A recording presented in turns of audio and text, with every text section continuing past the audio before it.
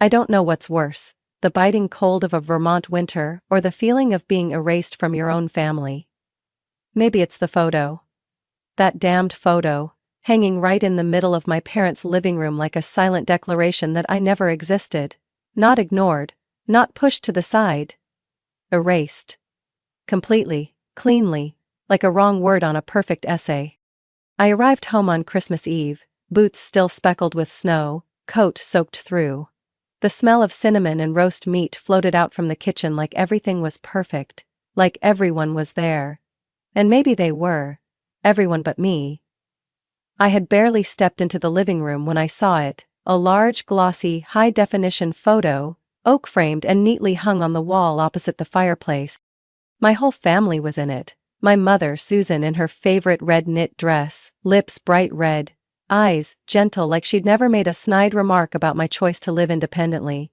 My father, Harold, with his trademarked awkward smile, the one he used only in photos or while signing insurance contracts.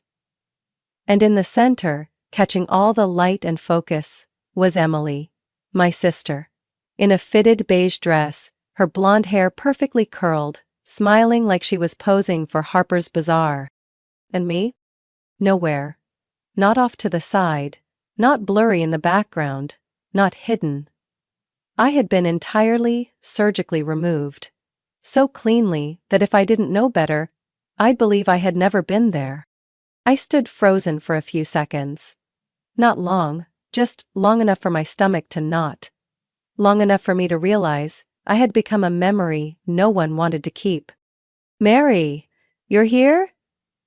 My mom's voice rang from the kitchen, warm and casual like nothing was wrong. Like I was still part of that frame. Like everything was fine. I took off my coat, hung it on the hook near the door and muttered a dry greeting. Stepping into the house, everything looked the same. Tree lavishly decorated, lights twinkling everywhere, the scent of cinnamon cookies and mulled wine thick in the kitchen. But inside me, something had cracked. Not because of the photo, but because of the silence. No one said anything about it. No one explained, no one apologized, no one even pretended to be surprised. They simply ignored me, like I had never been part of this, like I was a stranger who stumbled into someone else's gathering. Emily appeared, wineglass in hand, air kissed my cheek like I was an old coworker she ran into by accident. "You finally made it," she smiled, that smug half-smile of hers. I nodded, said nothing. I'd screamed into my pillow too many times to waste words again. I drifted through them like a ghost, present but unseen. And that photo? It didn't even hurt anymore. It was just the final confirmation of something I'd long suspected. They had erased me from their lives a long time ago. Dinner began with the clinking of cutlery on porcelain and the faint scent of roasted beef laced with burnt garlic. I sat at the far end of the table, away from the fireplace and the conversation, like even the table knew I didn't belong. My father carved the meat with the seriousness of a boardroom meeting, while my mom busied herself serving salad to Emily. As if Emily didn't have hands. "Your skin looks amazing lately. What serum are you using?" My mom tilted her head. Eyes filled with adoration.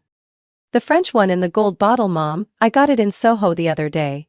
Emily smiled, swirling her wine like liquid silk. I chewed the meat like it was a mouthful of sand. Every time Emily spoke, the room seemed to pause to listen. Every laugh, every little "oh wow" and compliment sounded rehearsed. Every time I tried to say something about work, life in Portland, it got cut off by, "Emily, remember that time?" Or, "Oh Emily, where are you off to next?" I sat there, a shadow.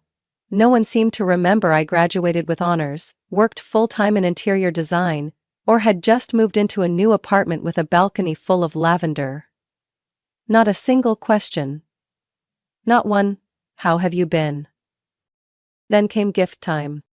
My mom pulled a box wrapped in metallic paper from under the tree, bow perfectly tied. "For Emily," she said, voice soft like she was announcing royalty. Emily feigned surprise, tugged at the bow like she was in a Tiffany & Co. commercial, then gasped. "Oh my God! The Omega I loved months ago? Oh my God! You guys remembered? We saw you eyeing it at the mall, my dad chuckled, placing a proud hand on her shoulder, eyes twinkling. Everyone at the table cheered. Emily hugged them both. Mom teared up. I swallowed hard. When it was my turn, my mom gently set a small paper bag in front of me, printed with the logo of a roadside souvenir shop. I opened it. A mug. On it the words, "Someone's favorite daughter." I smirked. The mug looked cheap. The print was off-center. Like they'd grabbed it at a gas station, suddenly remembering they needed something for me too. No one even looked at my reaction. "Ha, cute," Emily said, glancing at the mug before turning back to her new watch. "I thought it was sweet," my mom added, trying too hard to sound innocent. I didn't respond. I'd learned that reacting only made them uncomfortable, or worse, amused. After dinner, my mother got up to clear the table, her eyes flicking toward me with a hint of hesitation. Then, she said, "You can sleep in the living room, we've already set up the sheets. Not your room, not your old room, but the living room. The room that used to be my father's small office, now crammed with a folding bed, pale beige sheets, a tiny table, and a flickering lamp that blinked every time the wind blew." I nodded, keeping my face blank. I was used to this. The way they shoved me into temporary corners and acted like nothing was unusual. Just before I stepped away from the table, my father said, "Anyway, glad you made it, Mary. Must have been tough traveling this time of year." This time of year? I had taken a cross-state bus for 14 hours and trekked 3 snowy blocks on foot after the taxi station closed. But sure, let's pretend that was concern. I headed upstairs, the sound of Emily and my mom still chirping downstairs. They were talking about their upcoming spring trip to the Bahamas.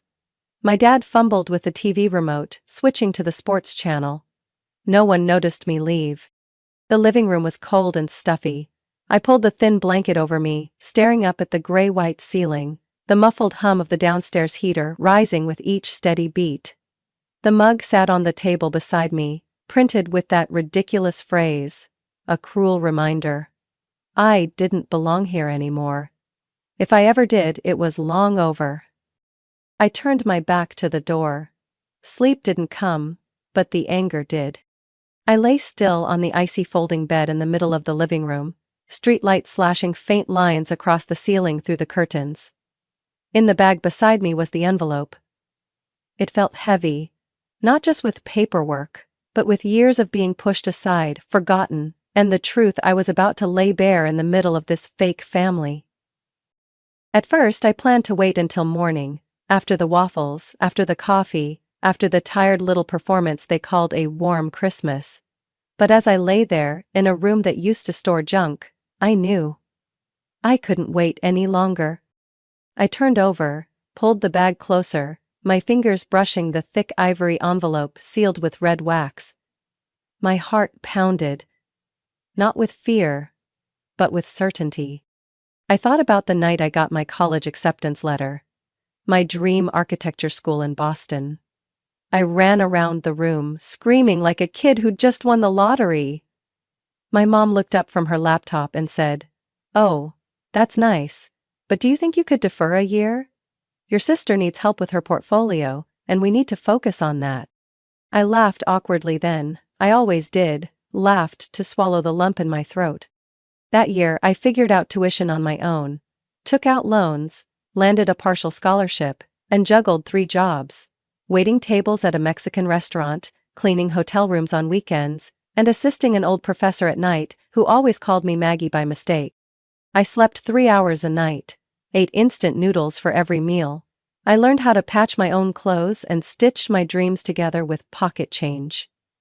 Meanwhile, Emily got a brand new car for her 18th birthday, a white Mazda CX-5 with suede interiors and a Bose sound system. They tied a red bow on the hood and posted a photo on Facebook with the caption, "For our little princess, may you always shine." I still have the $50 gift card they gave me that birthday, along with the note, "Hope you can get yourself something you need." I used it to print out my thesis papers. When I graduated with honors, no one showed up. I had sent the invitations a month in advance. Mom said something came up, Dad couldn't miss a meeting. Emily was backpacking through Europe. I stood alone in my cap and gown, accepted my diploma from the dean. My classmates hugged their families, posed for pictures. I took selfies. For myself. I used to think I was strong, that I didn't need them, that if I worked hard enough they'd finally see me. But then I realized. It wasn't that I wasn't seen. I was being deliberately ignored. Even when I landed a job at a respected design firm in Portland, had my own clients, received awards, they still asked, "Is that job stable?" Meanwhile, Emily dropped out of 2 majors, hopped across 3 companies, and my mom still bragged to her friends that Emily was a free-spirited artist finding her voice. I used to think I was just being sensitive, that maybe I imagined it all. But now, looking back, the pieces fit. I was always the backup plan, the shadow that made my sister shine brighter. I clenched the envelope tighter. Inside was a stack of documents. Evidence. Copies of what they did behind my back. Things I would never forgive. But the moment hadn't come. Not yet. I slipped the envelope back into the bag, zipped it slowly, like sealing away years of humiliation. I closed my eyes and took a deep breath. Tomorrow morning I wouldn't need to scream, I wouldn't need to cry, I would just smile, place the envelope on the table, and watch them read every line like swallowing acid. The truth would speak for me. And this time, I wouldn't step back. I never imagined that requesting a simple proof of address to file for a small business license could open up a black hole full of long-buried lies. It was a gray Wednesday afternoon in Portland. I stood waiting at the county notary office, staring blankly at the digital number board, blinking my turn. When it came, I filled out the usual information: name, social security number, current address. But when the woman behind the counter typed and frowned, I sensed something was off.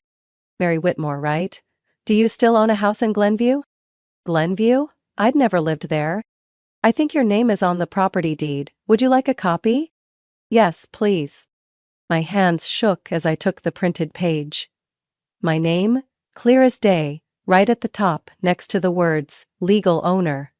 Address, 2145, Oak Ridge Lane, Glenview, Illinois. A 3-bedroom house, just about 4 blocks from my parents' home. I had never heard of it, never signed a single paper. But there it was. My name. Mary Whitmore. I left the building in a near weightless daze. The wind hit my face, and I didn't even bother to fix my scarf. I sank onto a park bench nearby, turning the page over and over, like it might disappear if I closed my eyes. Back home, I started digging. Property records, tax files, ownership transfers. Every new piece cracked something open. The house had been left by my grandfather, Charles Whitmore. In his original will, the sole heir was me, no co-owners. No conditions. But after he died, I was only told he'd left a small amount for funeral costs and some keepsakes, and then quickly ushered out of the conversation because everything's been taken care of. I was too heartbroken to question it, too naive to ask for paperwork. I still had the old email from my mother after the funeral. "Don't worry about anything, honey. It's all settled. He didn't leave much, just a few old things." Lie. I found a copy of the real will at my grandfather's former attorney's office. Luckily, he had stored everything with a law firm in Chicago, now switched over to digital archives. One call, one carefully worded explanation, and I got an email with an attachment. The original notarized will, all terms intact. When I opened it, my breath caught. I, Mary Evelyn Whitmore, was the sole heir to the Glenview house. Full ownership. Not my mother, not my father, not Emily.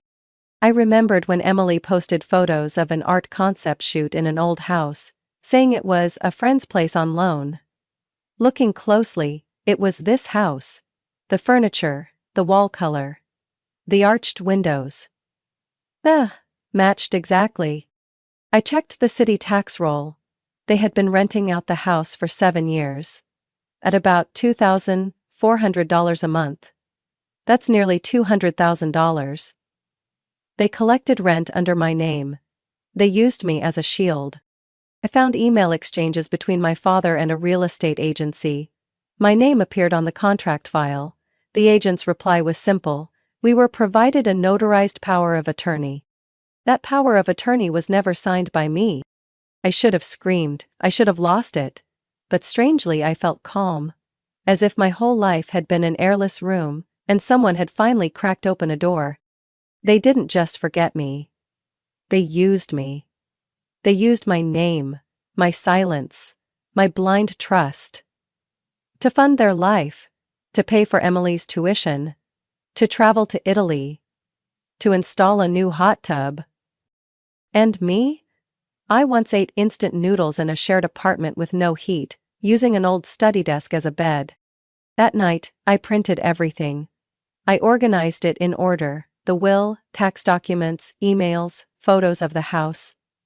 I placed them in a thick envelope, sealed it, and closed it with red wax. It sat on the table like a bloodstain in my cold apartment. I knew I'd bring it home for Christmas. Not to ask for money back, not to hear them apologize, but to let them know. I had woken up. And this time, I wasn't staying silent. On Christmas morning, pale sunlight spilled through the living room windows, making the house look like it was covered in a layer of fake gloss. The smell of waffles and fresh coffee filled the air. The same smell that once warmed me, now made my stomach turn. I sat quietly in the corner of the dining table, coffee cooling in my hands. Everything played out like a rehearsed scene. My mom plating eggs and bacon like a breakfast show host, my dad reading the news on his iPad, and Emily lounging with her legs up on the chair, talking about her trip to New York. So essential for my art. No one asked how I slept. No one asked what I wanted for Christmas. I was like a piece of furniture, present but completely ignored. After the dishes were cleared and Emily began round 2 of gift-giving, I stood up, pulled the thick envelope from my coat pocket, walked to the coffee table, and placed it down. "This is from me," I said softly, voice flat. My mother looked up immediately, eyes narrowing like I'd just dropped a snake in the middle of the living room. "A gift? You could call it that, but I'd prefer if no one opened it right now." I turned to leave. But of course, they didn't listen. My father had already picked it up, squinting at the red wax seal like it was something written in a foreign language. He glanced at my mother. They didn't speak, but the complicity in their eyes said everything. My mother peeled off the wax, her hands trembling slightly. Emily kept slicing through wrapping paper, completely unfazed. I sat back down in my chair, arms crossed, staring straight ahead. The sound of paper sliding from the envelope was sharp, like a blade. My mother read the first page, her expression changing by the second. My father leaned in to look, then snatched the second page. I saw the exact moment they understood what was happening, like the walls around them had suddenly collapsed. "This is," my mother stammered. "A copy of Grandpa's original will," I replied. "Notarized, with a file number on record." My father took off his glasses and set them on the table. His forehead was drenched in sweat. "Mary, where did you get this?" "Public records, with a lawyer's help, and a bit of patience." Emily stopped what she was doing, finally looking up. "What will? What's going on?" I turned to her, my voice slow, like explaining to a child. "Grandpa left the house in Glenview to me. Only me, not Mom, not Dad, not you. I'm the legal heir, with full ownership. And I have all the proof." My mother placed the stack of papers down like they were burning. It's not what you think, Mary." "Really?" I let out a dry laugh. "Then why, for the past 7 years, have you been collecting rent under my name? Why did my sister use it for her art photo shoots while I didn't even know I owned the house?"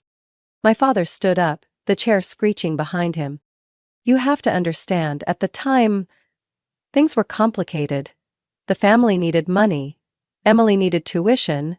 Your mom was unemployed for a while. And that justifies forging my signature, taking property under my name and turning it into your personal income? I stared straight at him. If Grandpa knew what you did, he'd turn in his grave. Emily went pale. But that house paid for so many things for me. Without it, What do you think? I cut in. You were raised on my money, without knowing. Every time I ate instant noodles to pay dorm fees, you were skiing in Aspen. Staying in a cabin rented from a house under my name. My mother started crying. Tears rolled down her hands, but I felt nothing. No sympathy. Mary, we didn't think you needed it. You're independent, strong. You never asked for anything. Because you always told me there was nothing to give. And I believed you. My biggest mistake was believing there was fairness in this house. My father clenched his fists. So what do you want now? I want nothing, I replied. Just to inform you, I've reclaimed ownership. The tenants have been notified. Starting next month, the rent goes into my account. You no longer have access to that house. Silence fell like a suffocating blanket. No one spoke, no one moved. I stood up and adjusted my coat. This isn't revenge, this is truth. And for the first time in my life, I'm the one holding the cards. My mother gripped the edge of the table, her voice trembling like the air had been knocked from her chest. We're family, Mary. Those 6 words, so seemingly simple, made me feel more nauseous than anything else. Not because they were completely false, but because they were uttered like a last-ditch spell. As if the word, family, was enough to erase every sin, every manipulation, every year I was buried at the bottom. I looked her in the eyes. Cold. Clear. No, we're not family. Just people who happen to share blood. Emily's mouth fell open. My father slammed his hand on the table, the sound echoing through the quiet room. You've gone too far, Mary, he shouted, face flushing red. If you walk out that door today, don't ever come back. I stood tall, my eyes never leaving his. Perfect. For the first time ever we agree on something. My mother burst into tears, louder now, with choked sobs like something tearing inside her. But I felt nothing. Not anymore. You don't understand everything, Mary. It's all more complicated than you think. We were just trying to do what was best for everyone. She stammered between sobs. No, you did what was best for Emily. And me, I was just the name on the paperwork, the legal shield, the girl who never needed anything. You didn't do it for me. You did it for your own convenience. Emily stepped forward, snapping. What do you know about sacrifice? When you left, our parents had to take on so much. I was under pressure. I didn't get to choose like you did. I laughed, dry and heavy. But you didn't get to choose? You chose everything. Your school, your major, your trips, your art studio. You were funded to dream. Me? I chose between night shifts and going hungry. Don't talk to me about not having choices when your life was built on my money. My father stepped toward me, his voice hissing through clenched teeth. If you're planning to sue your own parents, go ahead, but don't expect to come crawling back later asking for anything. I pulled a small document from my coat pocket and gently placed it on the table. It was the official notice submitted to the county, confirming the full legal reclaim of the Glenview property, notarized with a case number. I'm not suing, at least not yet. But your access to that house has been revoked. I've notified the tenants. From now on they'll deal directly with me, and all previous payments are being audited. My mother collapsed into a chair, her face drained of color. Emily backed into the sofa, all the arrogance drained from her eyes. I grabbed my coat, my car keys, walked into the hallway without looking back. I'm not doing this for money. I'm doing it for the truth, for justice. Something this family has never given me. Just as my hand touched the door handle, my mother's voice came from behind, weak, desperate. You'll regret doing this, Mary. I stopped, turned my head slightly, and threw back one line. If I regret anything, it's that I let you use me for this long. And then I opened the door. stepped outside. The cold wind hit my face, but I didn't flinch. The street was eerily quiet. It felt like a thick layer of dust had been lifted from my shoulders. I didn't cry. I didn't shake. Only a steady heartbeat and a strange sense of peace rising in my chest. For the first time in my life, I walked away from that house, not as the one who endured, but as the one who decided. 3 days after I left, I got the first phone call from my father. I saw the name on the screen, Harold Whitmore, and didn't pick up.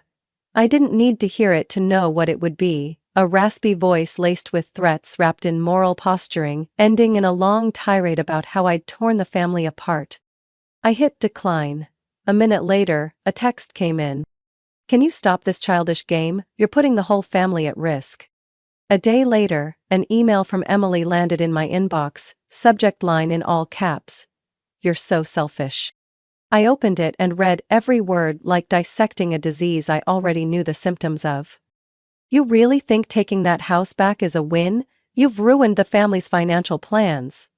"Mine too. I didn't do anything wrong. You always act so righteous, but really you only care about yourself." At the end was one short line. "Don't ever contact me again." As if it were a curse, not the relief I had secretly longed for all these years.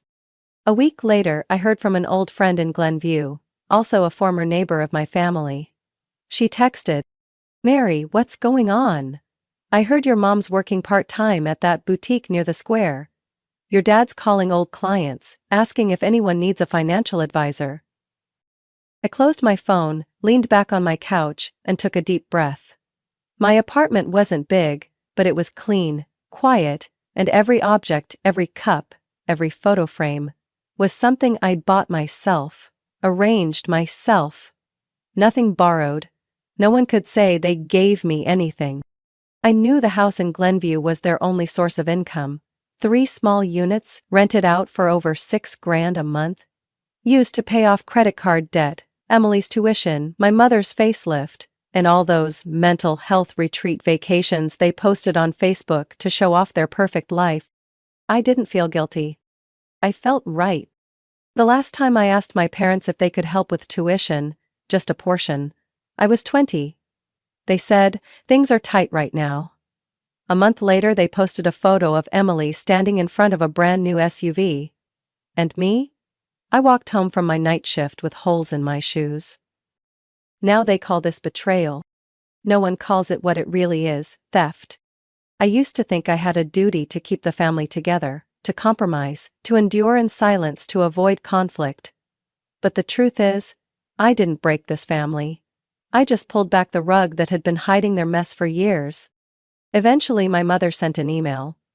It wasn't long, but it was full of unspoken begging. "I know things have gone too far, but do you really want to see the whole family fall apart like this? Emily still hasn't found a new job. Your father is very tired. Please, think it over." No apology, no admission. Just the kind of manipulative plea pulled out when control is slipping. But pride still matters. I didn't reply. Because for the first time in my life, I understood that my silence, too, was a choice. And a powerful one. I returned to Glenview on a cloudy Monday morning. The house at 2145 Oak Ridge Lane didn't look like the one from the legal records. It looked like a stolen memory finally returned to its rightful owner. The white paint on the walls had yellowed with age. Some of the roof tiles were chipped. Dust coated the windowsills. But it was still standing. Steady, quiet, just like me.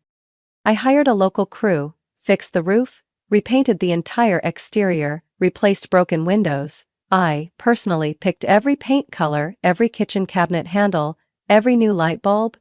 Every detail was my choice. No interference, no resistance, no one cutting me out of the picture. I met with each tenant. At first, they were hesitant, used to dealing with a third party. But once they learned I was the new owner, and especially when I lowered the rent by $150 per unit to match the actual market rate, their attitude began to shift. An elderly woman on the ground floor gave me a box of homemade cookies, along with a handwritten note. You're the first landlord who's ever learned my name. I kept that note like a keepsake. The house slowly came back to life. The backyard was cleared of weeds, and I planted rows of lavender along the fence. Every time I walked through the front door, I felt like I was stepping into a new space, a completely different chapter. No scolding voices, no loaded questions, no one calling me the stable one who doesn't need anything. Just me, and my life. Finally in my own hands. I changed my phone number, deactivated Facebook, left the family group chat. Step by step, I untied myself from the nest that had long since rotted. My father called twice more. I didn't answer. Emily sent a 3-minute voice message, her voice choked, saying, "You made me lose everything." I deleted it after 5 seconds. My mother sent a handwritten letter, the ink smudged, maybe by tears or maybe for effect. In it, she wrote, "You've always been strong. I thought you didn't need anything. If I ever seemed cold, it was because I believed you could stand on your own." No admission, no apology, just a subtle shift of blame masked as trust. I folded the letter and tucked it in a drawer. Didn't rip it up. Didn't reply. Because I'd come to realize one thing.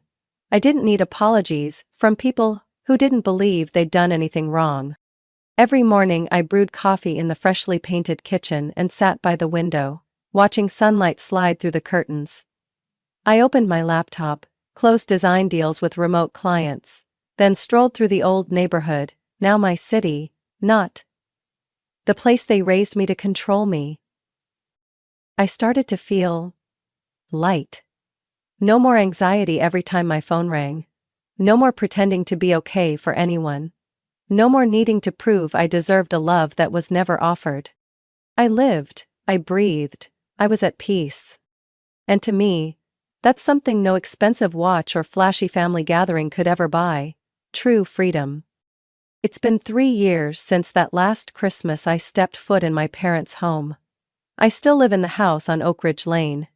Not because I'm holding on to anger, but because it's mine, plain and simple. The house has changed.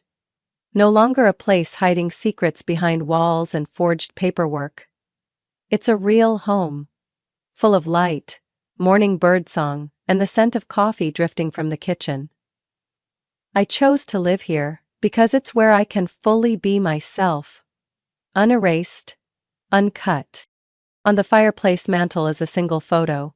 Not a family picture, not a vacation snapshot, not a forgotten graduation portrait.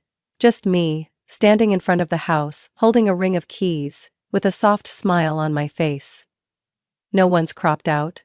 No one pushed aside to make space for the more successful child. The photo is a quiet but firm statement. I'm here. I matter. I exist. Sometimes, I still hear about them, through an old neighbor or a stray forwarded email. My dad retired earlier than planned after financial instability. My mom still works at the boutique, now stationed at the perfume counter. Emily once moved to New York but couldn't make it. Now she teaches part-time art classes at a small community center in Iowa. None of them reached out again. And I'm not waiting. I no longer wake up with a knot in my throat. No longer flinch at a familiar name flashing on my phone screen. No longer spend hours composing imaginary scripts for a conversation that will never happen.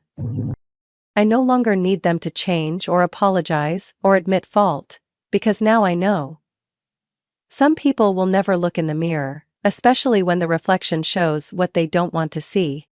Instead of waiting for them to acknowledge my worth, I give that acknowledgement to myself. Every day I walk into my home, closing the door behind me, I feel safe.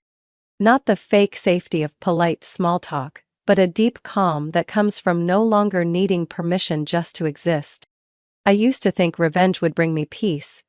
That if I exposed everything, laid all the truth bare, made them suffer, I would feel healed. But then I realized, healing doesn't come from hurting others. It comes from no longer letting them control your emotions. I tend to the flower garden in the backyard, read books on quiet sunny afternoons. and sometimes walk the neighbor's dog because her elderly owner needs help. I live slowly, but not aimlessly. I stand firm, every step, every choice is mine. If someone were to ask me, "Do you still resent them?" I would smile and shake my head. Because I'd learned the most valuable lesson my youth ever paid for. Freedom doesn't come from forgiveness, it comes from letting go. I've let go, and in that moment of release, I reclaimed everything they once tried to take from me. My name, Mary Evelyn Whitmore, is now tied to a place where no one can erase me. Mary's story is a clear reminder that sometimes, the deepest pain doesn't come from being forgotten, but from being deliberately erased by those we once called family. But from that betrayal, Mary rose. She took back control of her life, not through rage or revenge, but through clarity and self-determination. She no longer seeks validation from others because she has given it to herself. And that is the greatest lesson of all. True freedom begins the moment you stop asking permission to exist. What do you think about Mary's journey? Have you ever experienced something similar? Share your thoughts in the comments below. And don't forget to follow the channel for more honest and powerful stories about life, family, and the choices that shape us.